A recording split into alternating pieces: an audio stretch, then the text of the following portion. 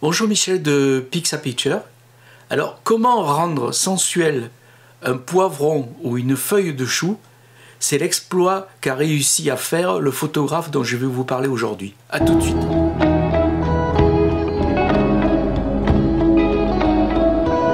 Ce photographe, c'est Edward Weston. C'est un Américain qui est né en 1886 dans la banlieue de Chicago. Alors son père était médecin et à l'âge de 16 ans, il lui a offert son premier appareil photo. Alors c'était une chambre en bois avec un grand format et tout de suite il a été pris de passion pour la photographie. Alors il va très vite abandonner l'école. D'ailleurs il dira que la seule chose que lui a appris l'école, c'est la façon de se rebeller et il décide de devenir photographe professionnel. En 1906, il rencontre Flora May avec qui il se marie et avec qui il aura 4 fils. Et il décide de partir en Californie. Et là, pour vivre, avec sa chambre, il fait du porte-à-porte chez les gens pour leur proposer de leur tirer le portrait et de leur faire des tirages, de leur vendre des tirages. Alors il utilisait toujours cette chambre énorme en bois et qui était munie d'un objectif qu'on appelait un objectif anachromatique. Alors anachromatique, c'était un objectif qui permettait de donner une espèce de flouté artistique, donc ça donnait des images qui n'étaient pas floues, mais avec un espèce de halo, enfin, un peu comme après en numérique, là, ce qu'on appelle l'effet Norton. En 1911, il va créer son propre studio, c'est là qu'il va rencontrer pas mal de photographes professionnels américains, notamment Ansel Adams avec qui il va être très ami, et aussi Paul Strand. Ce dernier va beaucoup l'influencer. Quand il va voir les photos de Paul Strand, il va se dire qu'il est peut-être temps d'abandonner ces photos vaporeuses avec cet objectif anachromatique. Et donc, dès les années 20-22, il va totalement abandonner cette façon de photographier pour avoir des photos, ce qui va être des photos le plus nettes possible, avec une profondeur de champ la plus grande possible. Avec Ansel Adams et 3 autres photographes, ils vont créer un groupe qu'ils vont appeler le groupe F64. C'est-à-dire qu'ils veulent promouvoir l'idée de la photo, comment dire, pure, ce qu'ils appellent la photo pure, c'est-à-dire la photo la plus nette possible avec une profondeur de champ la plus grande possible. Et pourquoi F64? Parce qu'à l'époque, le diaphragme qui fermait le plus, c'était 64. Alors je vous rappelle, c'est que 64 c'est la plus petite ouverture d'un objectif, c'était la plus petite ouverture d'un objectif, qui donnait une profondeur de champ la plus grande possible. Alors et après, si on descendait, il y avait 64, 32, 16, 22, 16, 8, 5, 6, 4, etc. Chaque fois, on perdait ou on gagnait, ça dépend dans quel sens on partait, le double de quantité de lumière qui atteignait la pellicule ou la plaque photo, et évidemment, plus l'objectif était fermé, plus on avait une grande profondeur de champ. On peut le voir notamment quand par exemple les gens qui sont myopes, qui oublient leurs lunettes, et quand ils voient rien, ils ferment un peu les yeux comme ça, donc ils diaphragment pour voir un peu plus net. Voilà un peu ce que le groupe qu'a créé avec Ansel Adams, Edward Weston. Il va commencer à photographier des personnalités dans son studio, notamment Stravinsky, mais il va aussi photographier Frida Kahlo avec qui il va devenir très ami.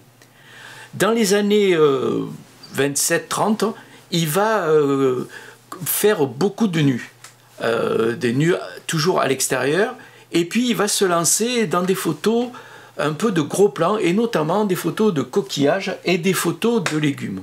Et c'est là qu'il va devenir célèbre. En fait, c'est ces photos qu'il va faire qui vont devenir les plus célèbres parce qu'elles sont très spéciales. Alors autant ces photos de nus sont soft, très douces et tout ça, on voit des filles allongées sur la plage et tout ça, comme je vous montre là, autant ces photos de légumes sont quand même très bizarres parce qu'elles dégagent un érotisme et une sensualité absolument extraordinaire. Et sa photo la plus célèbre, c'est la photo de ce fameux poivron qui est vraiment, comment dire, très érotique. Même cette photo ici qu'on voit, de cette feuille de chou, voilà. Donc que ça soit ces coquillages, que ça soit ces légumes, notamment les poivrons, il va faire toute une déclinaison sur les photos de poivrons qui vont être des photos absolument d'une sensualité extraordinaire. il va vivre essentiellement en vendant ses tirages et il va beaucoup galérer parce que, évidemment, il ne travaille ni pour la presse ni pour la pub et donc il va beaucoup galérer. Il va falloir qu'il attende 1937 pour avoir une bourse du musée Guggenheim à New York. Alors cette bourse qui lui est octroyée va lui permettre de couvrir l'ouest des Américains et de faire des photos dans l'ouest américain.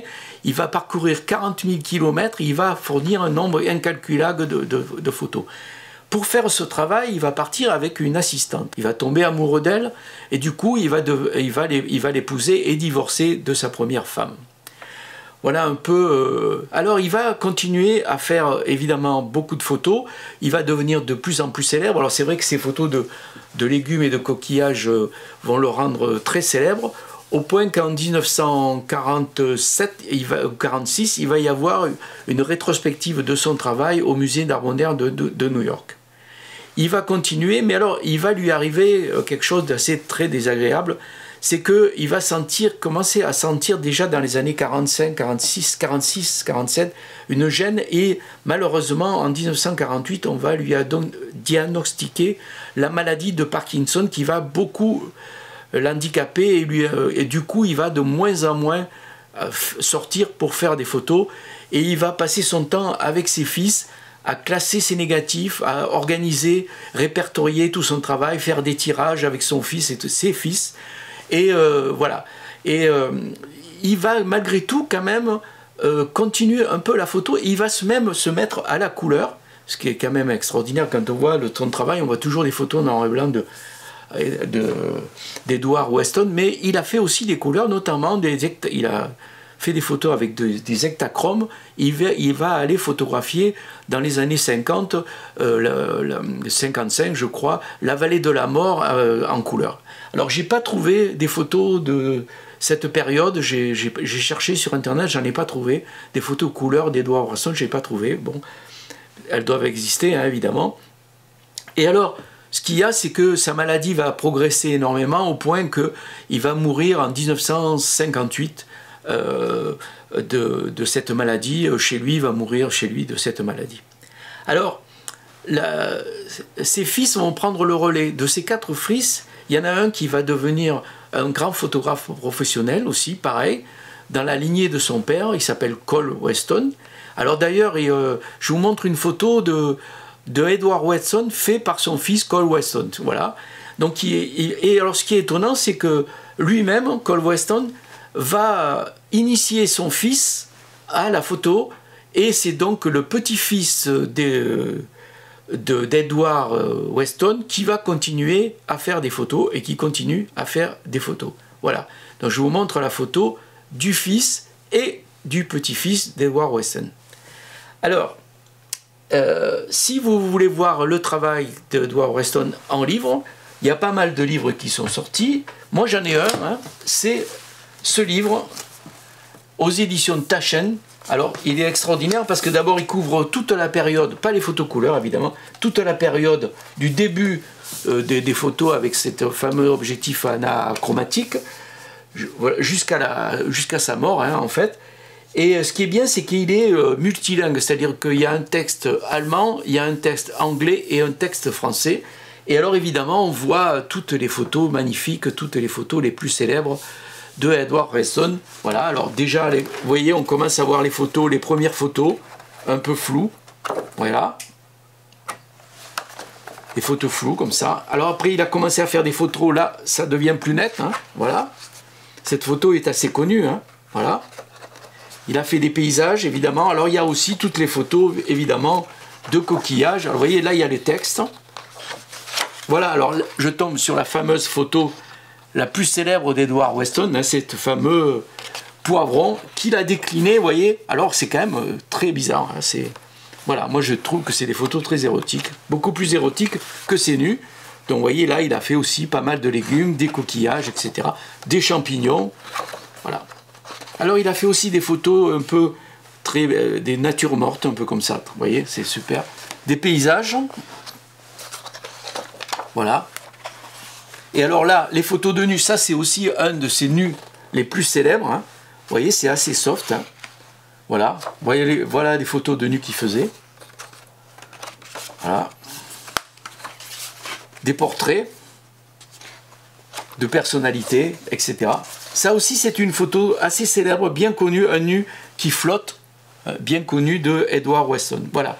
Ce livre est magnifique. Hein. Alors évidemment, il n'y a pas les photos couleurs. Hein. Voilà. Donc, alors justement à propos de livres, chaque fois que je vous montre des livres, je voulais vous rappeler que jamais les attachés de presse m'envoient des livres. Hein.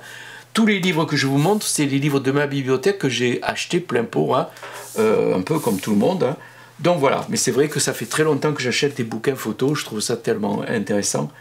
Ça permet d'apprendre la photo mieux que tous les livres techniques. Voilà, cette vidéo se termine, j'espère qu'elle vous a plu. Je vais faire un autre portrait de photographe bientôt.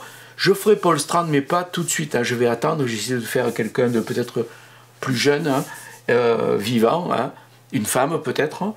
Et puis aussi, je vais vous préparer une vidéo sur Photoshop, un petit truc de Photoshop assez sympa que j'ai découvert il y a pas longtemps. Portez-vous bien, on se retrouve bientôt. Salut, ciao!